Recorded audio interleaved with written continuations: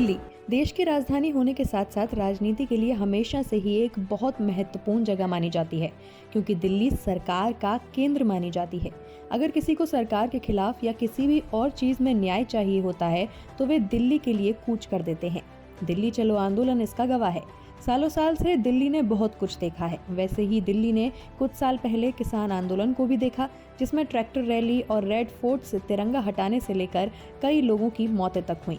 और अब एक बार फिर वही मंजर सामने आता हुआ दिखाई पड़ रहा है। किसानों ने एक बार फिर एमएसपी को लेकर दिल्ली के लिए कूच कर दिया है। हालांकि उन्हें बॉर्डर पर ही रोक लिया गया, लेकिन इस आंदोलन ने हिंसा का रूप लेने का भरसक प्रयास किया। पुलिस की ओर से आंसू गैस के गोले दागे गए तो अगली बार आंदोलनकारी बॉडी सूट के साथ नजर आए। लेकिन ऐसा क्या है एमएसपी को लेकर जिस पर किसान और केंद्र सरकार की सहमति नहीं हो पा रही है? अब तक केंद्र सरकार और किसान संगठनों के बीच कुल 4 बैठकें हो चुकी हैं, जिसमें हाल ही में पिछले रविवार यानी 18 फरवरी को हुई किसान संगठनों और सरकार के बीच चौथे राउंड की बैठक को बेहद ही अहम माना जा रहा था। इस बैठक में केंद्र सरकार ने एमएसपी गारंटी कानून के 5 फसलों की एमएसपी पर खरीद की गारंटी दी है, जिसमें केंद्र सरकार ने किसानों से उड़द, अरहर, मूंग, कपास और मक्का की खरीद की एमएसपी पर गारंटी देने का प्रस्ताव रखा। माना जा रहा था कि केंद्र सरकार के समझौते वाली गारंटी से मौजूदा समय में चल रहे इस किसान आंदोलन की दिशा बदल जाएगी, लेकिन ऐसा कुछ भी नहीं हुआ, बल्कि किसानों ने सरकार के प्रस्ताव को खारिज करते हुए आंदोलन तेज करने की घोषणा कर दी।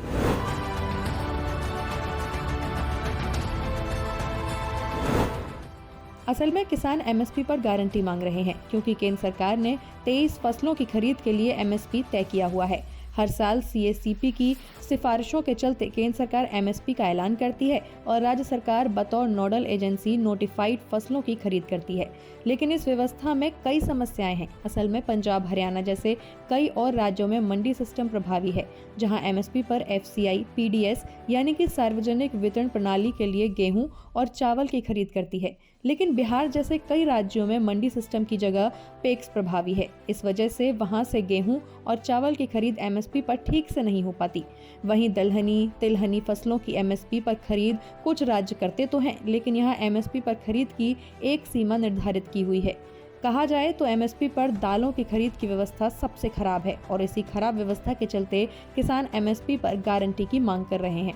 बेशक सरकार 22 फसलों की एमएसपी तय करती है, लेकिन इन फसलों की एमएसपी पर खरीद की कोई ठोस व्यवस्था नहीं है और इसी बात को आधार बनाकर किसान एमएसपी गारंटी कानून की मांग कर रहे हैं।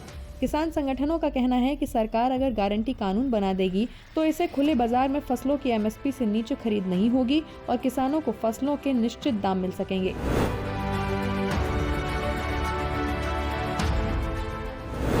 दरअसल आंदोलन को बाहर से समर्थन दे रहे चढ़ूनी ग्रुप ने सरसों और बाजरे को भी इन 5 फसलों के साथ लिस्ट में शामिल करने का प्रस्ताव रखा है और सरसों और बाजरे पर भी एमएसपी गारंटी मांगी है। लेकिन इसके बाद भी माना जा रहा है कि ये प्रस्ताव मौजूदा किसान आंदोलन की दिशा बदल सकता है, क्योंकि आंदोलन में ही शामिल कई किसान संगठन 5 फसलों पर एमएसपी की गारंटी को अपनी शुरुआती जीत के तौर पर देख रहे हैं। इसके पीछे वजह लोकसभा चुनाव भी है। असल में लोकसभा चुनाव की तारीखों का ऐलान होना है, जिसके साथ ही आचार संहिता लग जाएगी और किसान आंदोलन लंबा चलेगा।